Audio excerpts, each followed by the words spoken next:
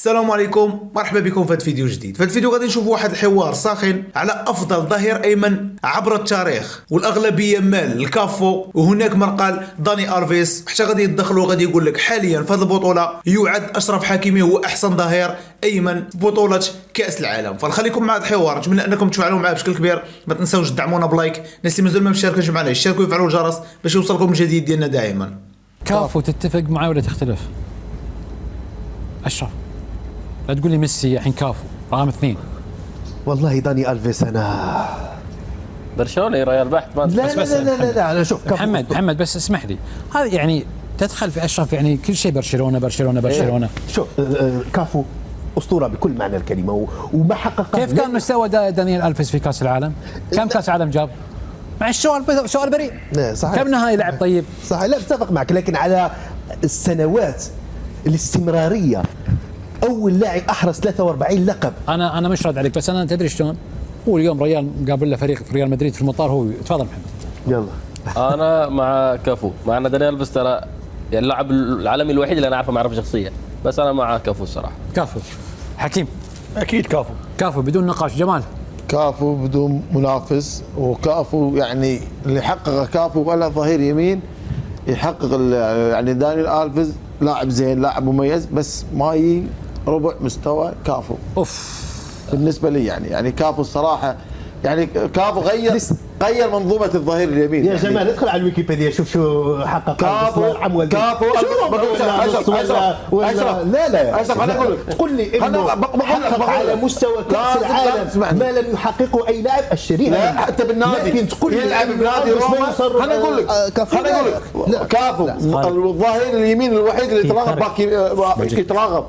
كافو كان البرازيل في نجوم رونالدينيو، كاكا، رونالدو الظاهره، ريفالدو، كلهم موجودين. اللي يتراقب كافو كان يجي من الخلف، كان لاعب. شو تقول كابتن ناصر؟ كان لاعب مميز، وكل الارقام تقول انه كافو من احسن الملاعبيه، انه لعب ب3 نهائيات كاس عالم. كافو معناتها من الملاعبيه المميزين، وظهر لي الملاعبي الارقام الكل نتاعو تحكي عليه اكثر من 16 سنه في المنتخب البرازيلي، وهذا معناتها ارقام مهمه. في حد ينافسه كابتن؟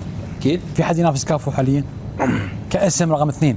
هو من الارقام المميزه. الكافو ديما نقولوا معناتها قعد في الصداره. عبد الله خالد، يعني احنا خلينا نترك لغه الارقام، لان لغه الارقام احيانا نكلمك على اسم.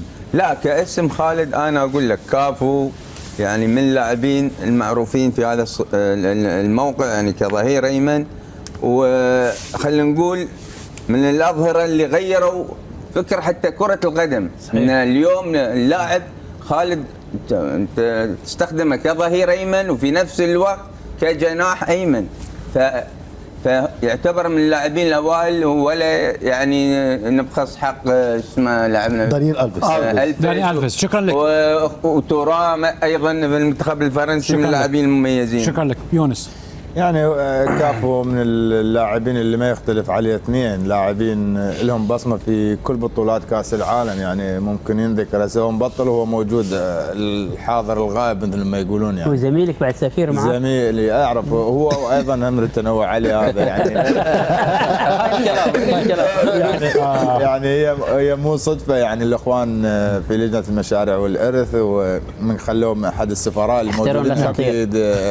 يعني احنا ممكن نوعا ما مجامله ببعض الامور، لكن اعتقد كافو كافو اسم عالمي معروف. واني احد خالد نعم. شلون حسيت بكافو صراحه انا اقول لك اياها. كنا ترويج عندنا الكاس العالم من كسفراء بكاس العالم.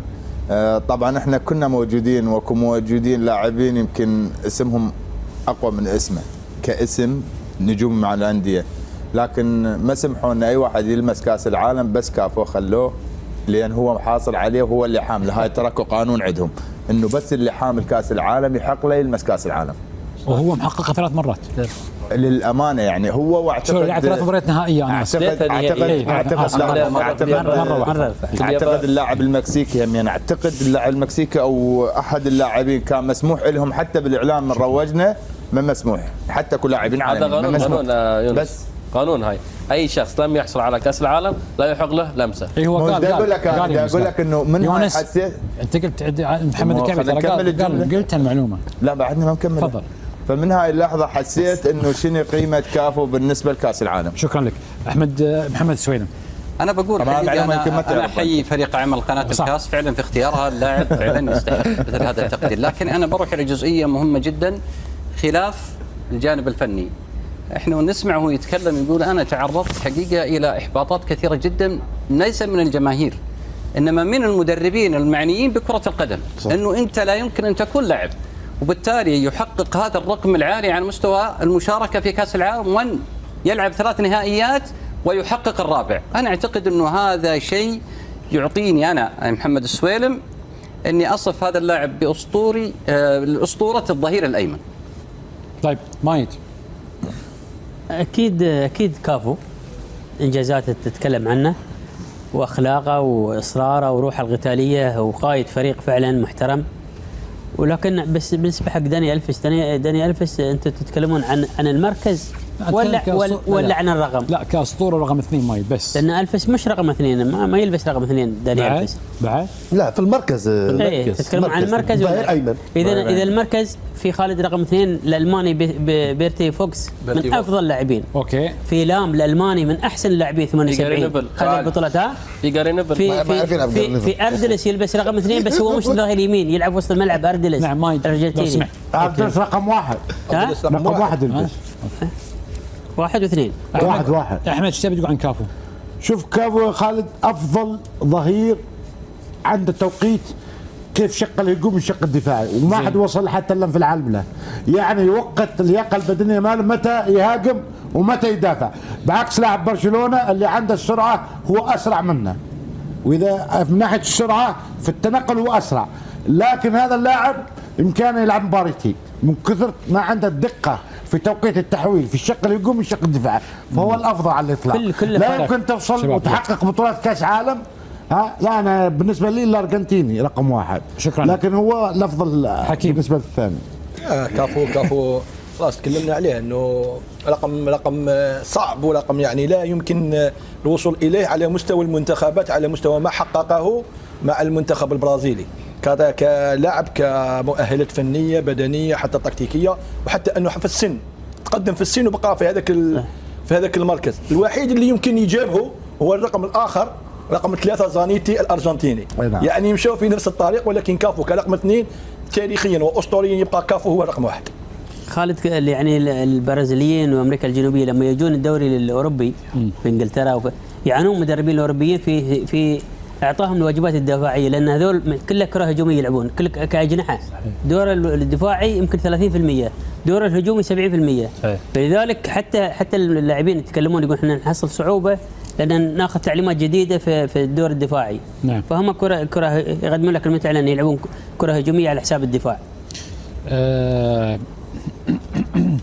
في هذه البطوله من ممكن نقدر نطلق عليه كافو؟ من ممكن يجاوب فيكم؟ توقع اسم يعني منتخب من المنتخبات. اتوقع انا كانسيلو لاعب منتخب البرتغال.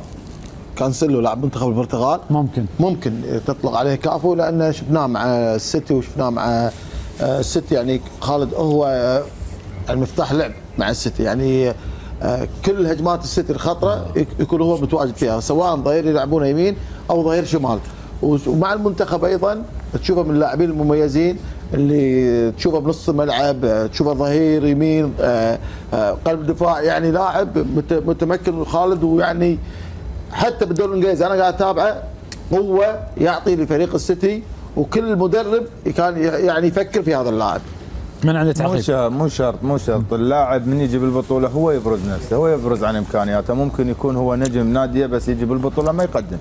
اللاعب هو بالبطوله هو ينطي مفاتيح اعتماده للناس وللجماهير انه اني بهالبطوله قدمت ويصعد من اسمه. يعني شلون تقيس اللاعب حق البطوله؟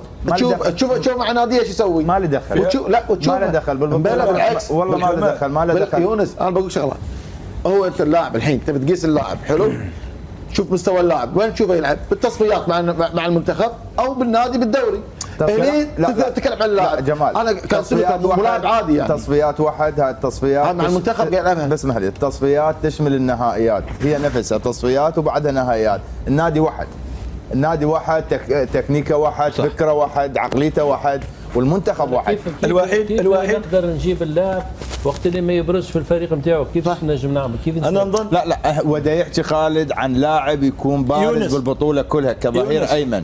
كظهير ايمن يونس الوحيد بروزه في الفريق نتاعو هو الوحيد اللي عنده ثوابت بعد تكون ثوابت. بس هل انت تلزم انه هو راح يكون نجم الواحد اللي موجود؟ يا جماعه اي مو هذا اللي اقول انا، هذا لكن فما بوادر، فما ممكن مشروع، فما حاجات مضيئه. اللاعب اقرب واحد لكم ولا واحد انتبه لي؟ الوحيد اللي عنده المؤهلات هو اشرف حكيمي. انا اللي خصوصا اللي قدم في السنوات الاخيره وكثره. لكن ننتظر البطوله. اشرف حكيمي هو الان افضل ظهير ايمن في البطوله كامله، وجهه نظري طبعا متواضعه، بس الكلام هل انتم راح تقيسونها وين راح يوصل مع المنتخب؟ لا ولا تقيسها فنيا؟ هذا اللي انا بالبطوله بعدين يظهر لك المعيار الحقيقي لللاعب. زاد حتى عدد المباريات اللي نجم يشارك فيها، سامحني نعتذر، ينجم يكون عنده اهميه كبيره. موجوده لانه وايد نجوم. انت ايش قلت على داني ألفيز؟ لاعب مع برشلونه حقق كل شيء، بس من تجي تقيسه على كاس العالم نروح كافو، صح لو لا؟ يعني اكو اختلافات، البطوله تختلف من تبرز لك لاعب نجم في مركز ما، ممكن يطلع لك لاعب جديد يعني لا على انظار ولا يونس.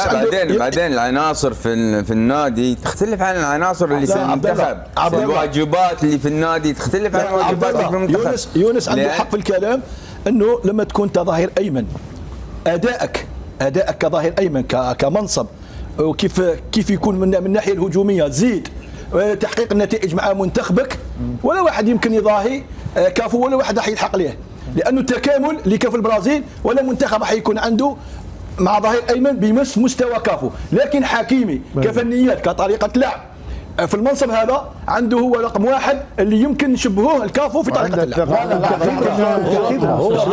شلون يعني حكيمي يعطيكم العافيه شباب. خالد ابو كان هذا هو الفيديو ديال اليوم. خلوا لي الراي ديالكم في التعليقات باش ما تبخلوش عليا بالراي ديالكم. الناس اللي مازال ما مشاركينش معنا يشاركوا ويفعلوا الجرس باش يوصلكم الجديد ديالنا دائما. شكرا لاي واحد كيدعم المحتوى ديالنا، كيف العاده نشوفوا في فيديو جديد ديما مغرب.